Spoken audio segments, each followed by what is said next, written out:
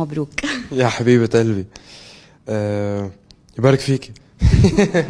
أول شيء خلينا نقول للناس شو صار. اليوم أنت أخذت جايزة جينيس عن أصغر فنان بيحتل قائمة بيلبورد عربية 100 فنان أو قائمة الهوت 100. فهيك خبرني اليوم عن شعورك.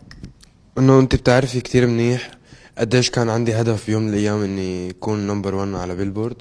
ولما قلت لكم قبل ما اكون نمبر 1 وبعدها صرت، بس ما تخيلت ابعاد الموضوع اني حكون اول. انه انه الاول على بيلبورد في اكثر رقم قياسي عالمي، واخذ انه جينيس احلام العصر هاي. ف ما بعرف قديش شعور حلو، بس انه حب وحنان. هي أول مرة بشوفك هيك هالقد يعني مأثر ومبسوط. فكمان بدي أقول شغلة إنه أنت اليوم أول فنان سوري كمان بياخد هيدا الجايزة، فبعتقد كمان هذا الشيء بيعني لك بعد أكتر. بتعرفي كل لانه قد ايه صار لي باخر فترة عم اطمح ان ولو باي طريقة يكون اسمي العالمية موجود حد اسمي. فكتر خير الله الامر عم يمشي منيح.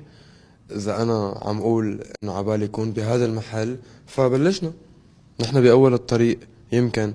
فلهيك الشعور كتير غالي على قلبي، وبالاخص انه اول شاب سوري بتاريخ سوريا بيكسر رقم قياسي عالمي. كمان هذا الشيء حيخليني احس بشعور كتير لطيف اتجاه بلدي وجيلي والناس اللي هن اصلا داعميني. فبحس انه هي جائزة الى مش افضل اغنية لهي السنة مثلا، فهمتيني شو قصدي؟ هي علاقة بكل جمهوري، هي لها علاقة لكل الناس اللي بيحبوني ومتابعيني وحتى بلدي. فلهيك الشعور تبعها غالي علي شوي. وكمان